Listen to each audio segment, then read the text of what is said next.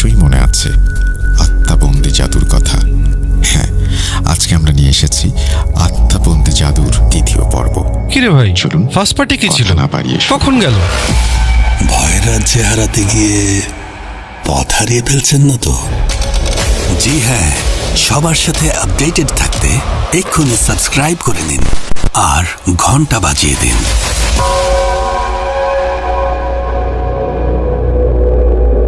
টাঙ্গাইলে পৌঁছাতে পৌঁছাতে রাত প্রায় 8:17 বেজে যায়।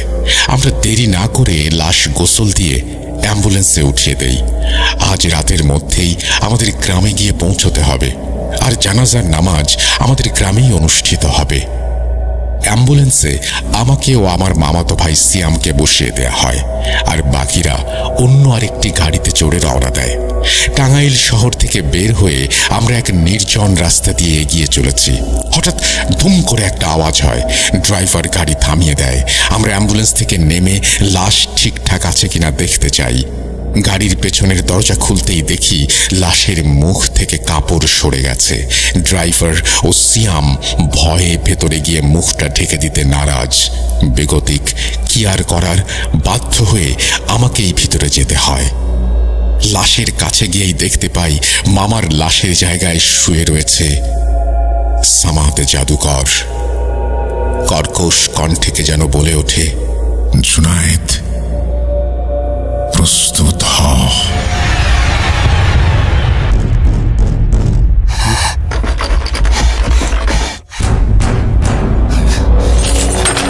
কে? আমি অশরীরী, দেখতে পাবে না কবু। এত কাল ধরে শুনছো, শুনতে কি পাও না তবু? ভূত.com, The Fear Returns with Russell. Welcome back. আপনাদের সবাইকে স্বাগত জানাচ্ছি আমি রাসেল। আশা করছি আপনারা সবাই ভালো আছেন, ভালোর দলে আছেন। আমিও ভালো আছি আর ভালোর দলে আছি। আমি জানি যে আমার মতো আপনারাও অপেক্ষা করছিলেন জুনায়েদ হুজুরের ঘটনার জন্য। আজকে আবারও সময় হয়েছে সেই ঘটনা পড়ে শোনানোর, কারণ আমরা হাতে পেয়েছি মোহাম্মদ ইয়াসিনের লেখা জুনায়েদ হুজুরের ঘটনা। যেভাবে লেখা আছে আমি সেভাবেই পড়ে শোনাচ্ছি। আসসালামু আলাইকুম রাসেল ভাই ও প্রিয় শ্রোতা বন্ধুরা, আশা করি আল্লাহর অশেষ রহমতে আপনারা সবাই ভালো আছেন এবং ভালোর দলেই আছেন। আমি মোহাম্মদ ইয়াসিন বলছিলাম গাজীপুরের কোনো একটি জায়গা থেকে। আজ জুনায়েদ হুজুরের ঘটনার দ্বিতীয় পর্ব নিয়ে হাজির হলাম। আশা করি আপনাদের ভালো লাগবে। ঘটনায় হওয়া ভুল ত্রুটিগুলো ক্ষমা সুন্দর দৃষ্টিতে দেখবেন। ঘটনা শুরুর পূর্বে একটু মনে করিয়ে দেই গত পর্বে কি হয়েছিল। গত পর্বে আমরা শুনিয়েছিলাম জুনায়েদ হুজুর কবরস্থানের মধ্যে আটকা পড়েছিলেন এবং তার সাথে দেখা হয়েছিল সামাদ জাদুকরের, এবং সামাদ জাদুকর ফিরে এসেছে তার পুরনো অপমানের প্রতিশোধ নেয়ার জন্য। জুনায়েদ হুজুর সেই কবরস্থান থেকে বের হওয়ার পর কেটে যায় প্রায় 1 মাস, আর এইখান থেকেই শুরু হয় ঘটনাটির দ্বিতীয় পর্ব। ঘন কালো জঙ্গল, জঙ্গলের মাঝখান দিয়ে আমি একাই হেঁটে চলেছি, বলছেন জুনায়েদ হুজুর।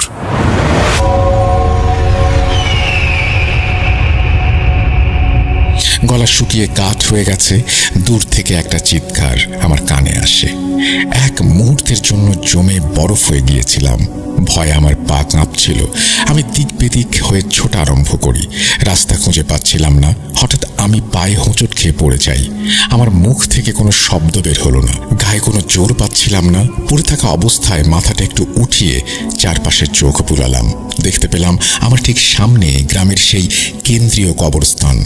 আর একটু ভালো করে তাকাতেই দেখলাম একটা লোক কবরস্থানের ভেতরে দাঁড়িয়ে আছে। এবার আমি আস্তে আস্তে দাঁড়ানোর চেষ্টা করলাম। একটু সামনে এগিয়ে যেতেই দেখলাম সেই লোকটা আর কেউ না, সে হচ্ছে সামাদ জাদুকর। আমাকে দেখে অট্ট হাসিতে সে মেতে উঠল। আমি আর নড়াচড়া করতে পারছিলাম না। মনে হচ্ছিল আমি মূর্তির মতো শক্ত হয়ে গিয়েছি। হঠাৎ এক লাফে আমি বিছানায় উঠে বসি, আর আমার স্বপ্ন ভেঙে যায়। গলাটা শুকিয়ে একেবারে কাঠ। রাত তখন আনুমানিক 2:43। বুঝতে পারলাম পাশের টেবিলে পানির জগটা খালি। কি আর করার, উপায় না পেয়ে বিছানা থেকে উঠে হাঁটা দিলাম ডাইনিংয়ের দিকে। ডাইনিং টেবিলে এসেই ঢক ঢক করে কয়েক গ্লাস পানি খেয়ে ফেললাম।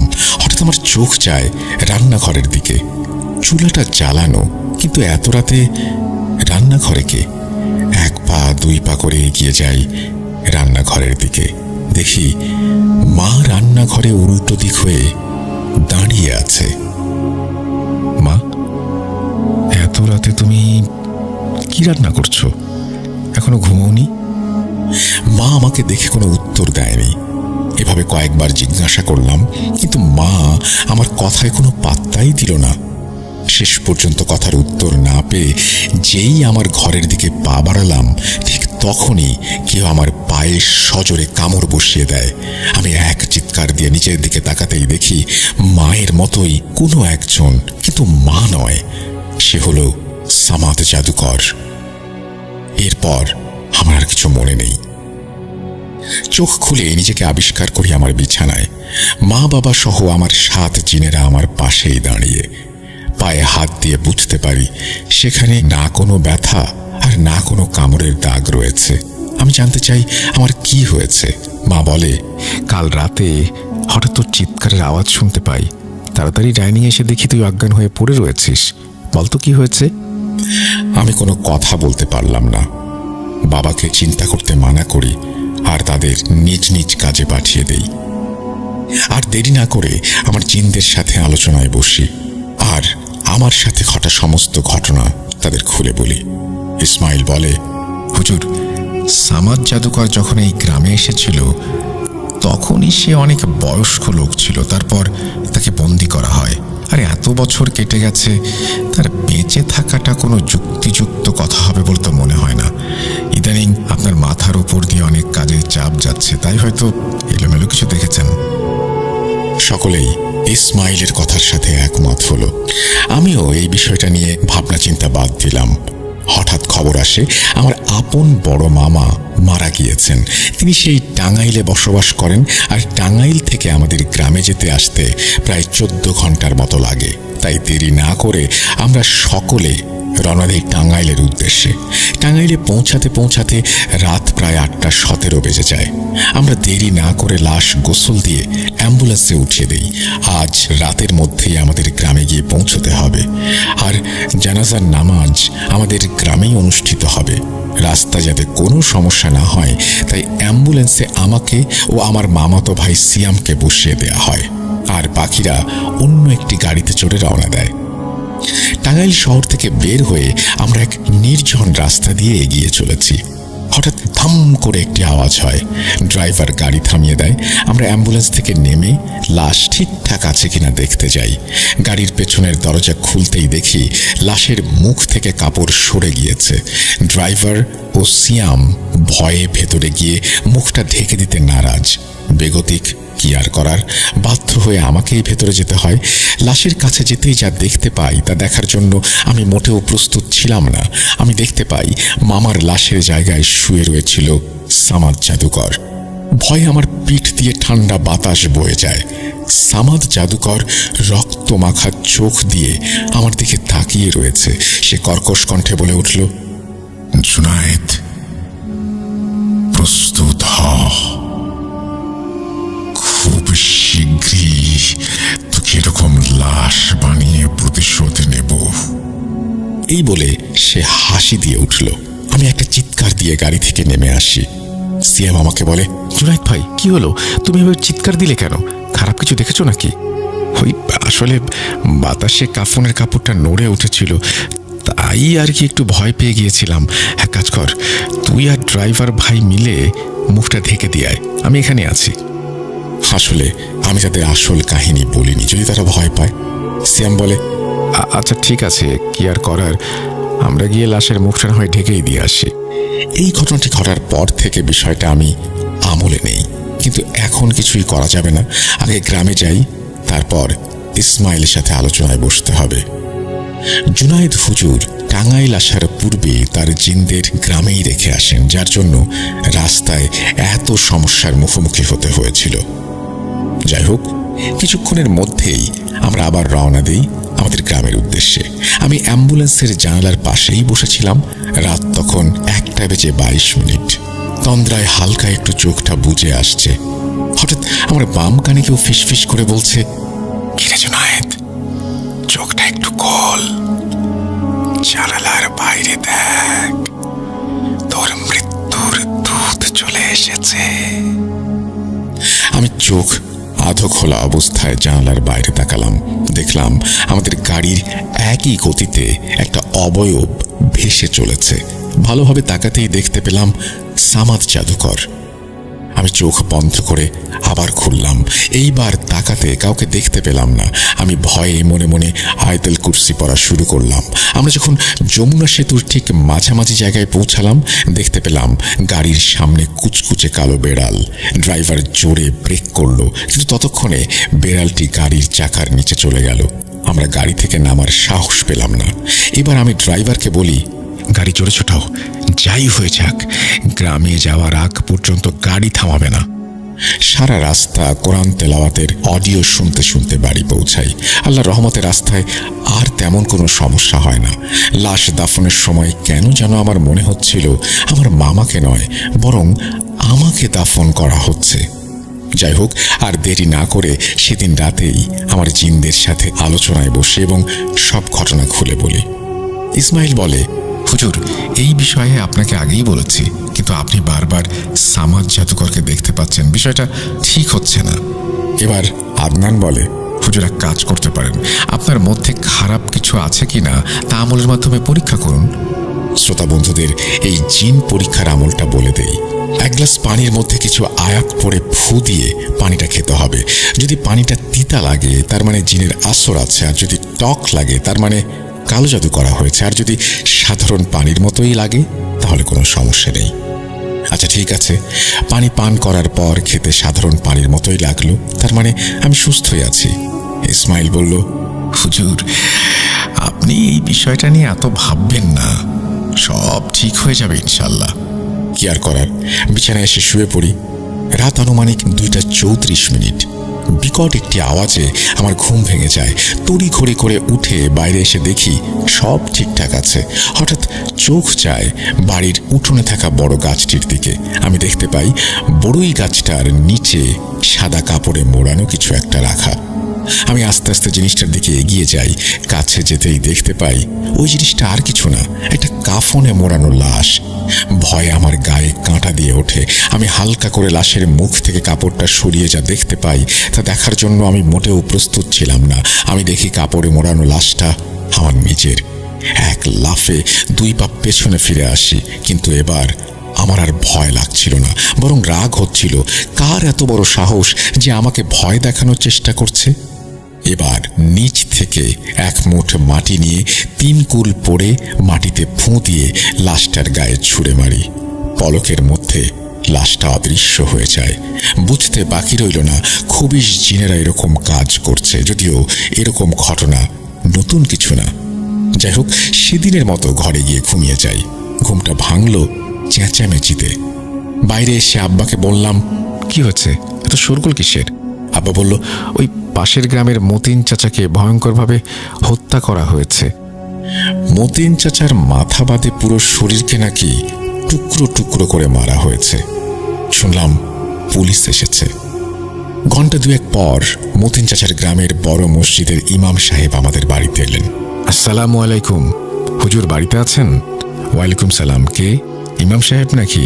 আসুন আসুন, ভেতরে আসুন। হুজুর, একটা বিষয় জানতে আপনার কাছে এলাম। কি জানতে চান বলুন। আচ্ছা হুজুর, এই যে মতিন চাচা মারা গেলেন, আপনার কি মনে হয় ওনার মৃত্যুটা একটু অদ্ভুত না? আসলে ইমাম সাহেব, স্বাভাবিক মৃত্যু তো আর একরকম হবে না সবার।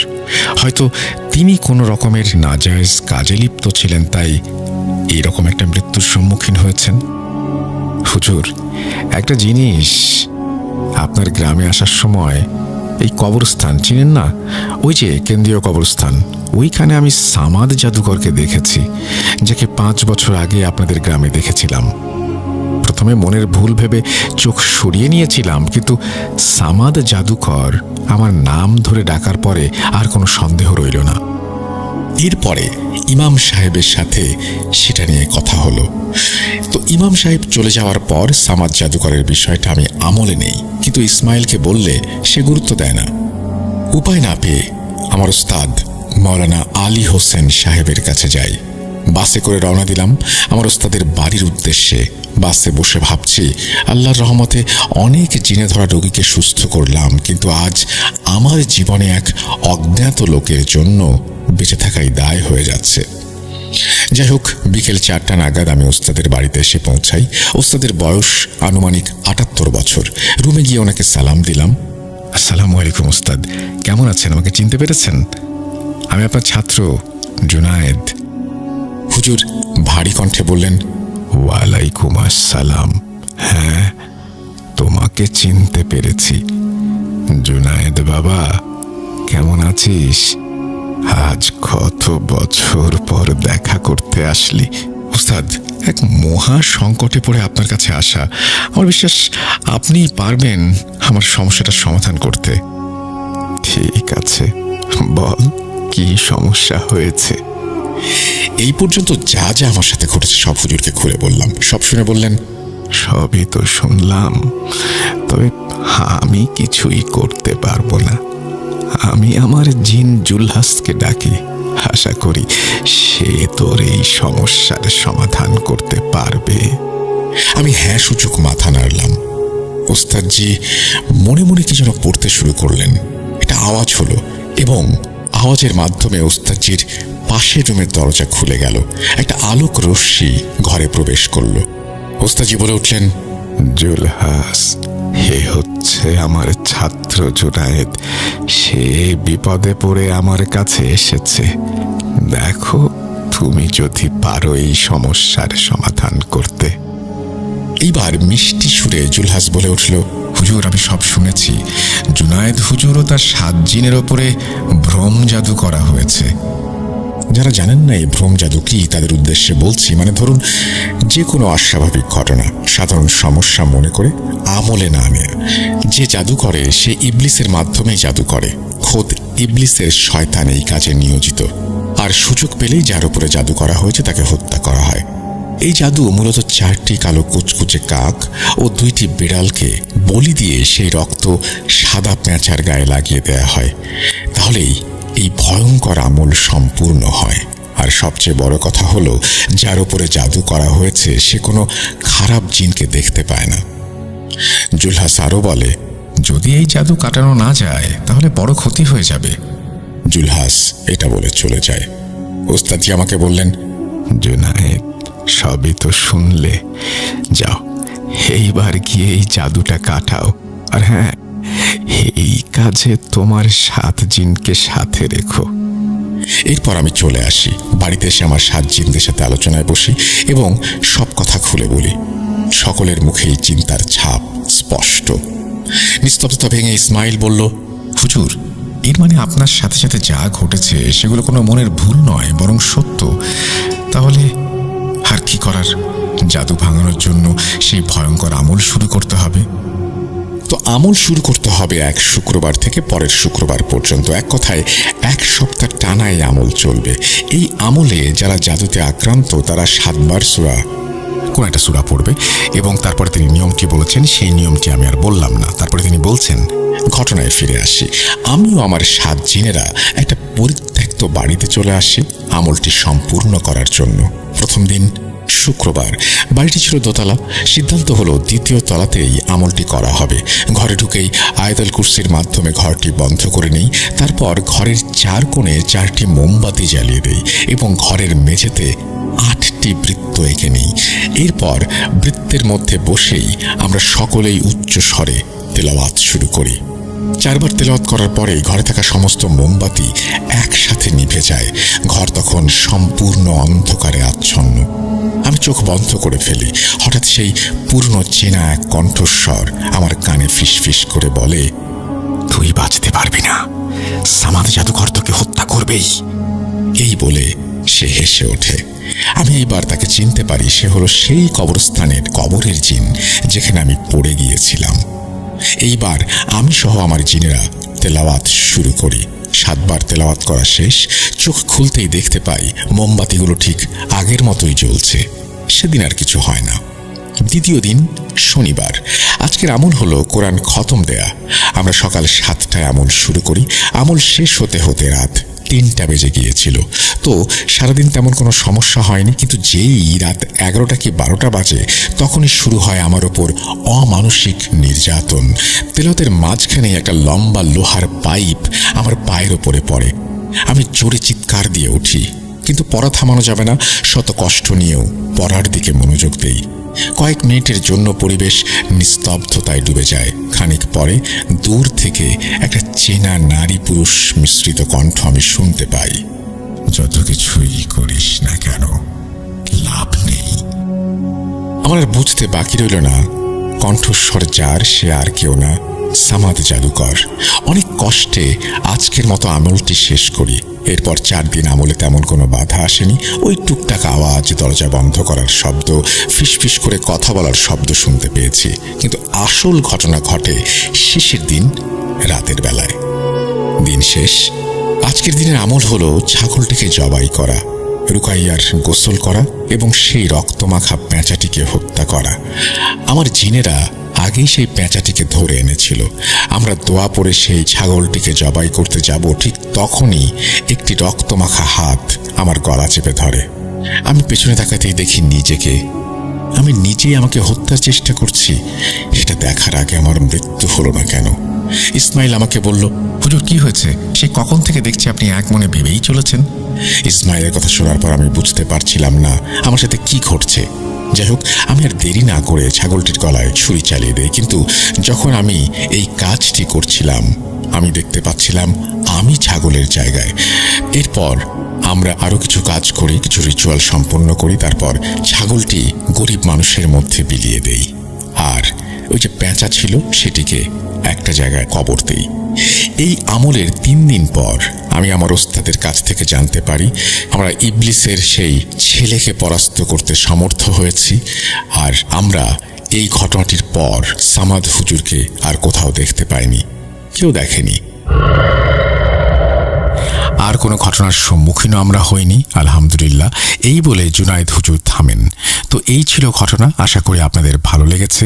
ইনশাল্লাহ আবারও দেখা হবে জুনায়েদ হুজুরের নতুন কোনো ঘটনায়। সবাই ভালো থাকবেন, সুস্থ থাকবেন। আল্লাহ হাফেজ। এই বলে তিনি তার ঘটনা শেষ করেছেন। আশা করছি এই ঘটনাটি আপনাদেরও ভালো লেগেছে। যদি ভালো লাগে অবশ্যই আমাদের জানাবেন। আমরা চলে যাব আমাদের পরবর্তী ঘটনায়।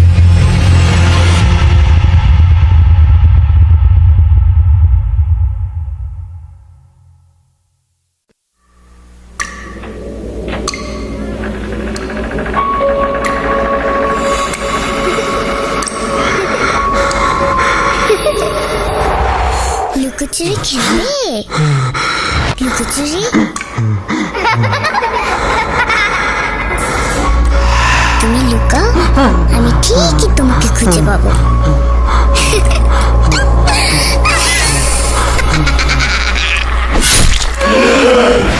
Voot.com with Russell.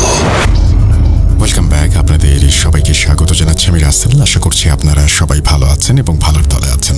আমিও ভালো আছি আর ভালোর দলে আছি। যেভাবে লেখা আছে সেভাবেই পড়ে শোনাচ্ছি। রাসেল ভাই, ঘটনাটি সিলেক্টেড হলে আপনি পড়ে শোনাবেন।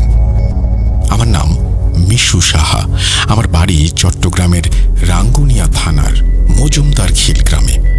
বর্তমানে চাকরির সুবাদে সৌদি আরবের দাম্মাম শহরে আছি। আমি এক সময় ভূত এফএম শুনতাম, মাঝখানে গ্যাপ হয়ে গিয়েছিল। পরে সৌদি আরবের রুমমেটদের থেকে শুনলাম Voot.com শো চলছে এখন। সেই থেকে আবার শোনা শুরু। আমার খুব ইচ্ছে ছিল আমার সাথে ঘটে যাওয়া কিছু ঘটনা স্টুডিওতে এসে সবার সাথে শেয়ার করব, কিন্তু দেশের বাইরে চলে আসার কারণে সেটা সম্ভব হচ্ছে না। আমি এর আগেও 2টা ঘটনা লিখে পাঠিয়েছি, কিন্তু জানি না কি কারণে যেন সিলেক্টেড হয়নি। এই ঘটনাটি মূলত আমার ছোট ভাই, নাম সৌরভ দত্ত, তার কাছ থেকে নেয়া। কথা না বাড়িয়ে ঘটনায় যাওয়া যাক।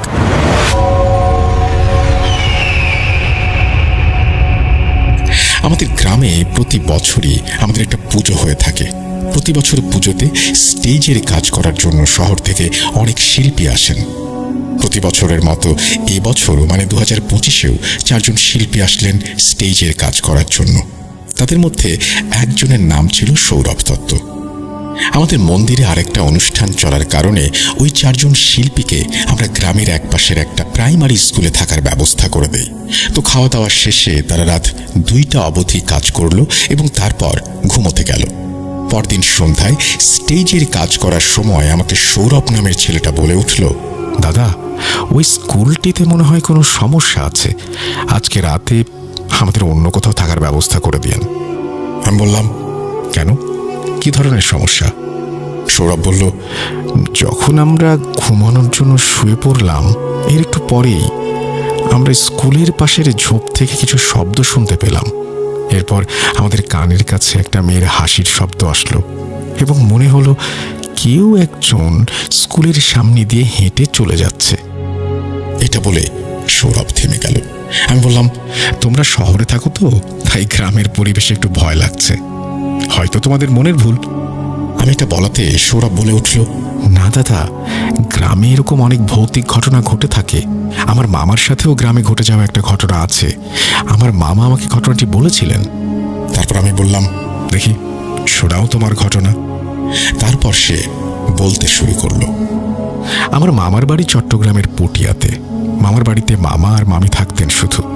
আমার মামা ব্যবসায়িক কাজে প্রায়ই শহরের বাইরে যেতেন এবং কাজ শেষে রাত হওয়ার আগেই ঘরে ফিরে আসতেন।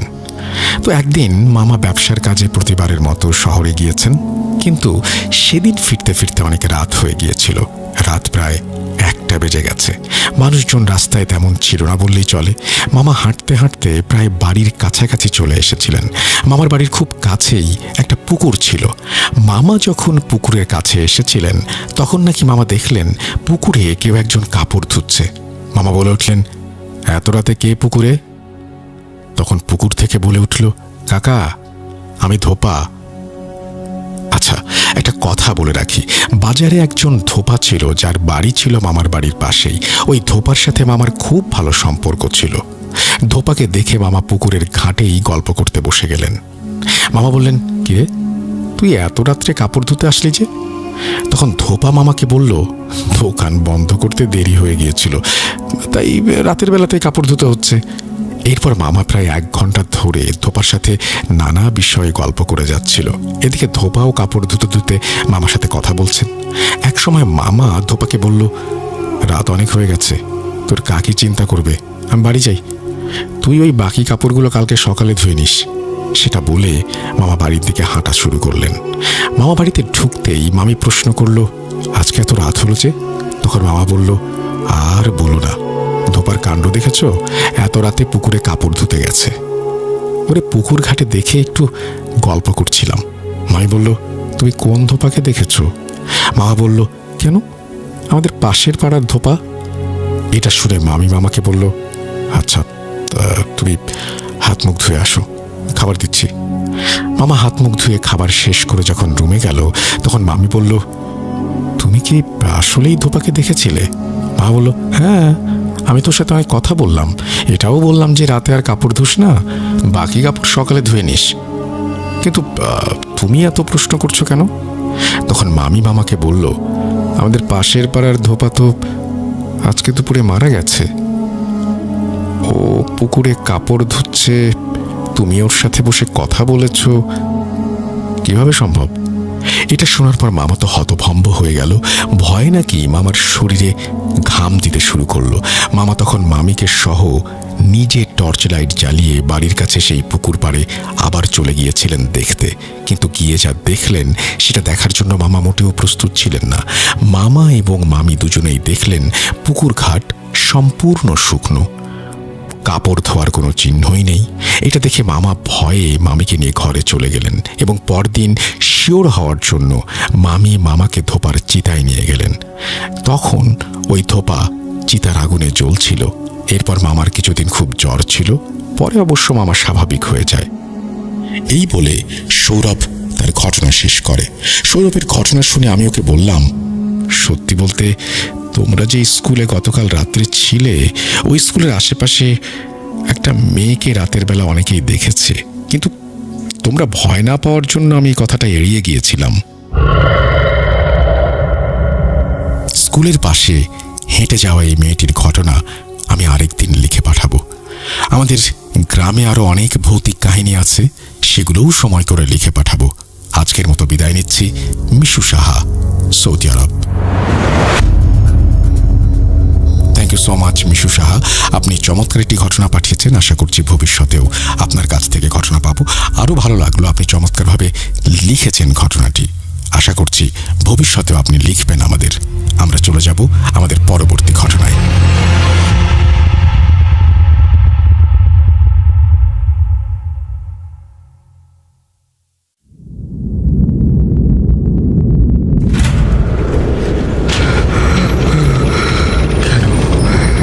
কেন তুমি আসো? আমি শুধু তোমার সাথেই থাকতে চাই। কিভাবে সম্ভব?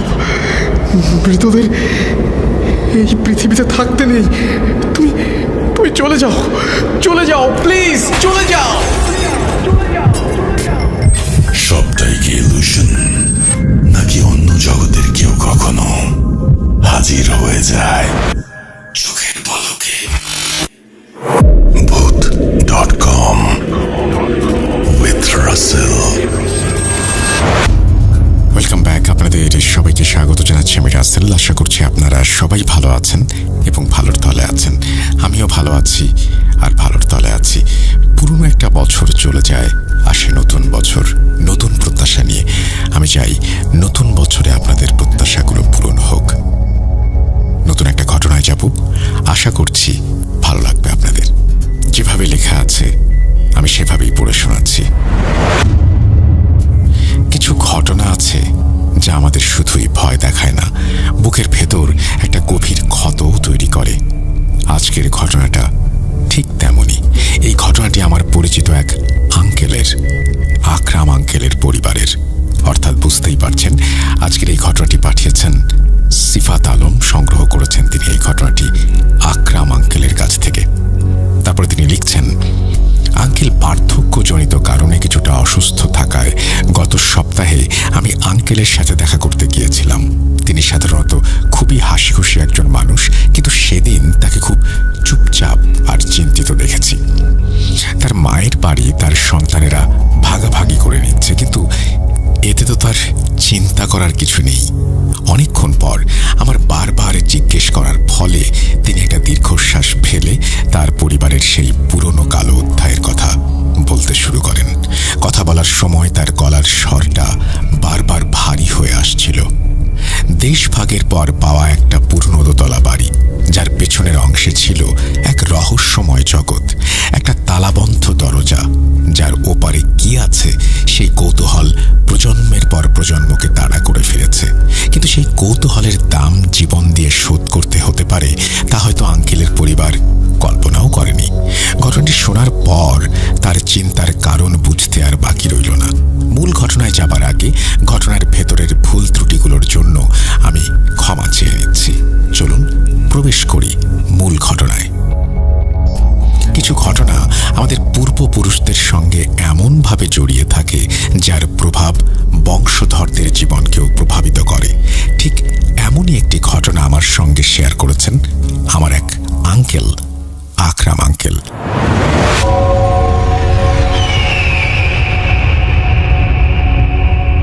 আমার পূর্বপুরুষেরা যখন দেশভাগের পর সব কিছু হারিয়ে নিজেদের নতুন দেশে অর্থাৎ ভারত পাকিস্তান ভাগ হলে পূর্ব পাকিস্তানে ফিরে এলেন, তখন আমার দাদা দাদি ভারতের সমস্ত সম্পত্তির বিনিময়ে 2 একর জমি আর একটি দোতলা বাড়ি পান। বাড়িটা বেশ বড় আর খোলামেলা ছিল। বাড়িটার গঠন এমন ছিল যে নিচতলায় 3টি বড় বড় ঘর। আমার দাদি উঠোনে রান্না করতেন। রান্নাঘরের পেছনে একটা খালি জায়গা ছিল, যেখানে কয়েকটি গাছ আর একটা উঠানো ছিল। তার উল্টো দিকে একটা দালান, দালানের মাঝখানে একটা পানির কূপ, যেখানে বাড়ির ব্যবহারের সব পানি জমানো থাকতো। ওপরের তলায় 2টো ঘর ছিল আর বাকি জায়গাটা খালি রাখা হয়েছিল। বাড়িতে নিচ তলাটাই বেশি ব্যবহার করা হতো, বিশেষ করে গরমকালে ছাদে ঘুমানোর জন্য বাড়িটা খুব কাজে লাগতো। বোঝা যাচ্ছিল এটা কোনো হিন্দু পরিবারের বাড়ি ছিল। বাড়িটা পরিষ্কার পরিচ্ছন্ন করতেই প্রায় 1 সপ্তাহ লেগে গেল। বাড়িটা এতই জীর্ণ আর নোংরা ছিল যে বলার মতো না। আমাদের দাদির হাতও বাড়িটি পরিষ্কার করতে গিয়ে কেটে ছিঁড়ে একাকার হয়ে গিয়েছিল। তবুও বাড়িটা যেন পরিষ্কার হতেই চাইছিল না। পরিষ্কার করতে করতে দাদি রান্নাঘরের পেছনে বাগানের দিকে গেলেন, যেখানে গাছের পাতা আর ময়লার স্তূপ জমেছিল। ওই জায়গাটা পরিষ্কার করা খুব কঠিন কাজ, কিন্তু আমাদের দাদি খুবই পরিশ্রমী ছিলেন আর পরিষ্কার পরিচ্ছন্নতা ভীষণ পছন্দ করতেন। সেই জায়গাটা পরিষ্কার করতে গিয়ে দাদির শারীরিক অবস্থা খারাপ হতে শুরু করলো। মনে হচ্ছিল গাছের নিচে এক কোণায় আবর্জনা ফেলে রাখা হয়েছে, যা পচে গলে যাচ্ছিল। দাদির জন্য সেখানে দাঁড়ানোটা খুব কঠিন হয়ে পড়েছিল, কিন্তু পরিষ্কার তো করতেই হবে। দাদি নাকে কাপড় বেঁধে পরিষ্কার করতে শুরু করলেন, কিন্তু এক কোণা পরিষ্কার করতেই হঠাৎ তার মাথায় তীব্র ব্যথা শুরু হলো। এই অবস্থায় কাজ করাটা তার জন্য একদম অসম্ভব হয়ে পড়ল। তাই দাদি কাজ ছেড়ে ভেতরে চলে আসেন। পরের দিন যখন তিনি আবার পরিষ্কার করতে গেলেন এবং গাছের নিচে জমা পাতাগুলো এক জায়গায় সরাচ্ছিলেন, তখন মাটি থেকে যেন গরম ভাপ উঠতে শুরু করলো। দাদি তখন খালি পায়ে পরিষ্কারের কাজে মগ্ন ছিলেন, ফলে সেই গরমের আঁচটা তিনি খুব তীব্রভাবে অনুভব করলেন, ঠিক যেন আগুনের ওপর পা রেখেছিলেন তিনি। দাদি সঙ্গে সঙ্গে জুতো পরে নিয়েছিলেন, কিন্তু যখনই তিনি আবার গাছগাছালির নিচে এলেন, তখন হঠাৎ তার মাথায় প্রচণ্ড ব্যথা শুরু হলো, যা সহ্য করার মতো ছিল না। দাদি আবারও উঠে দাঁড়ালেন। দাদু এই অবস্থা দেখে বললেন, ওই অংশটা বাদ দাও, অন্য কাউকে ডেকে এনে জায়গাটা পরিষ্কার করিয়ে নেব, তুমি আর ওদিকে যেও না। দাদি ব্যথার চোটে একেবারে বিছানায় পড়ে গেলেন। মাথা ব্যথাটা এতটাই তীব্র ছিল যে কোনো কাজই তিনি করতে পারছিলেন না। তিনি বিশ্রাম নিলেন। একটু ভালো বোধ করতেই তিনি আবার বাড়ির কাজে লেগে গেলেন।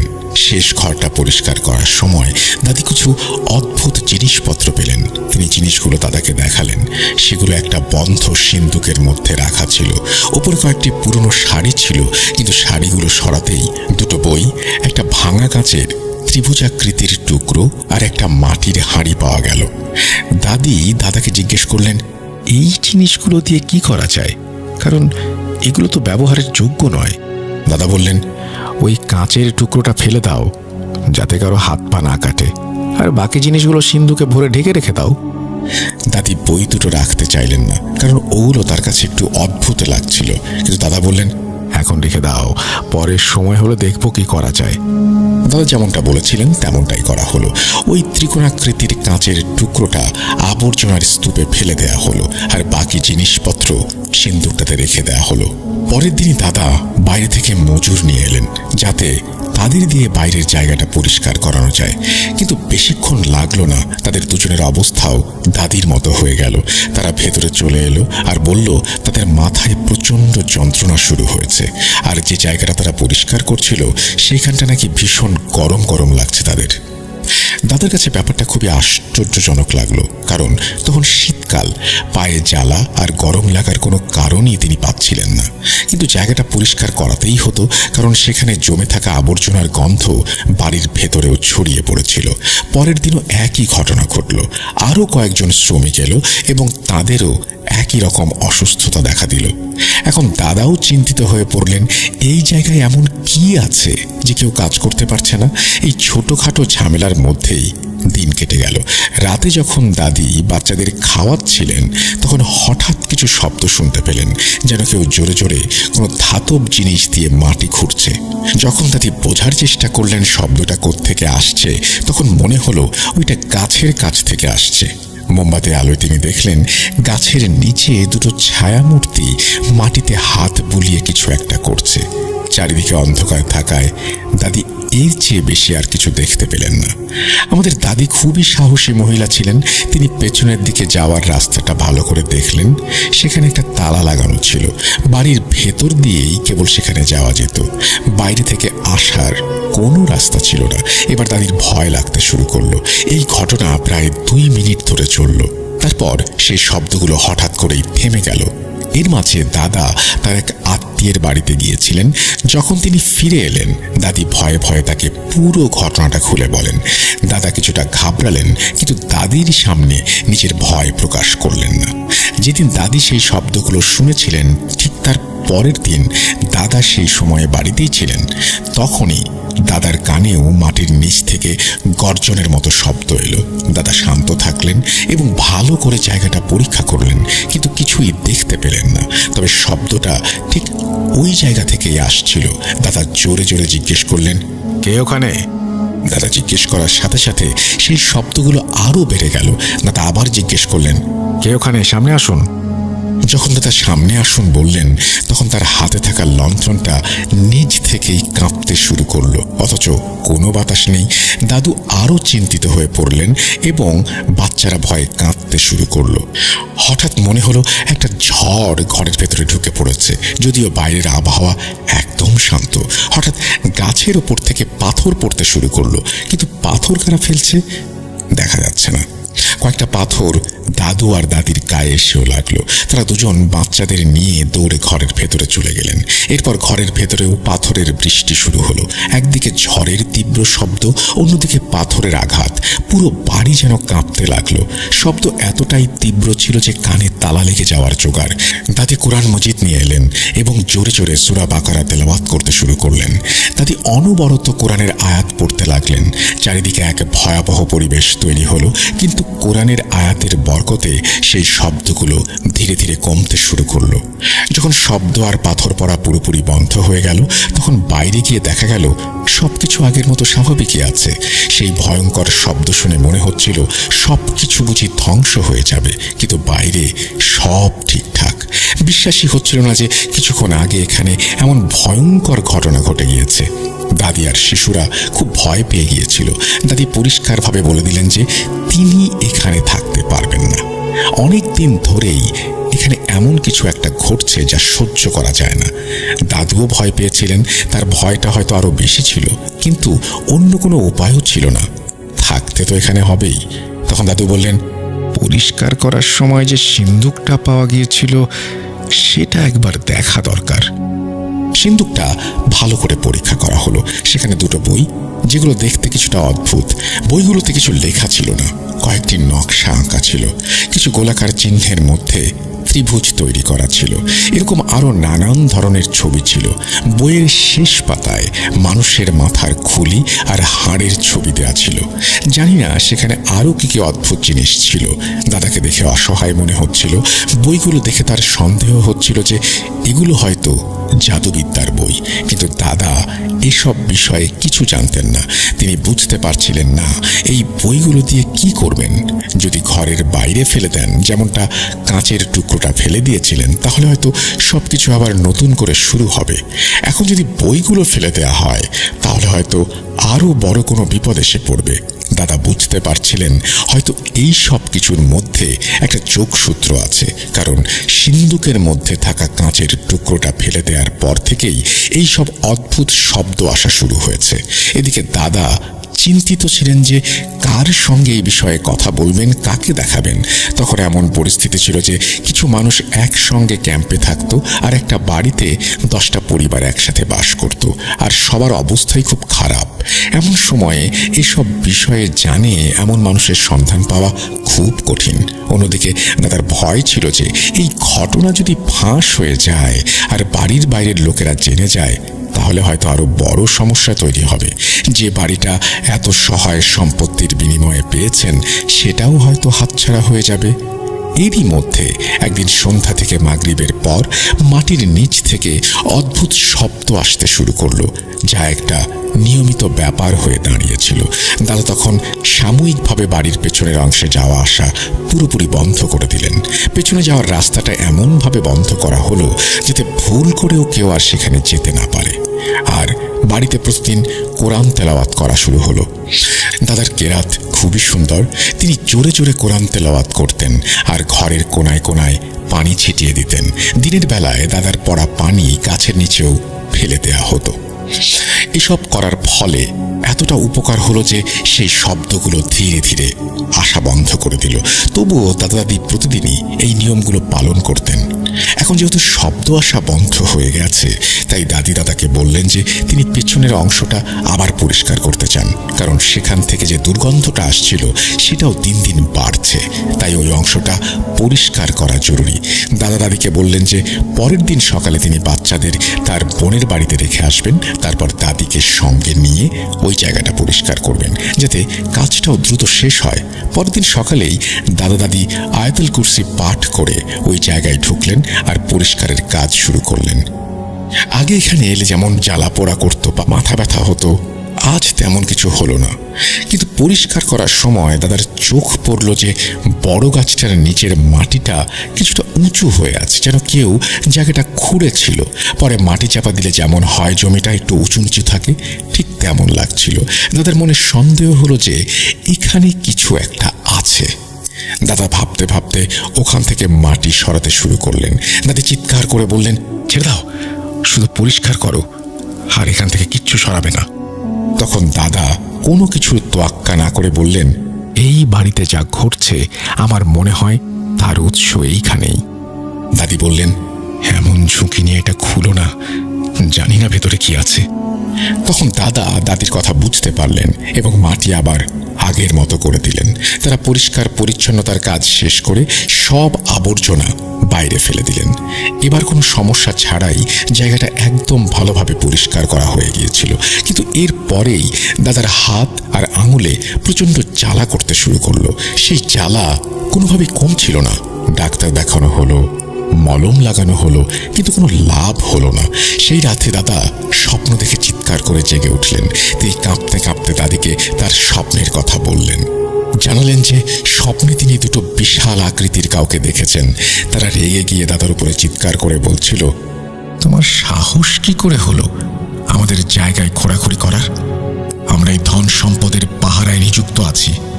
আবার যদি কেউ এখানে কোনো কিছু খোঁজার চেষ্টা করে তাহলে পরিণতি ভালো হবে না।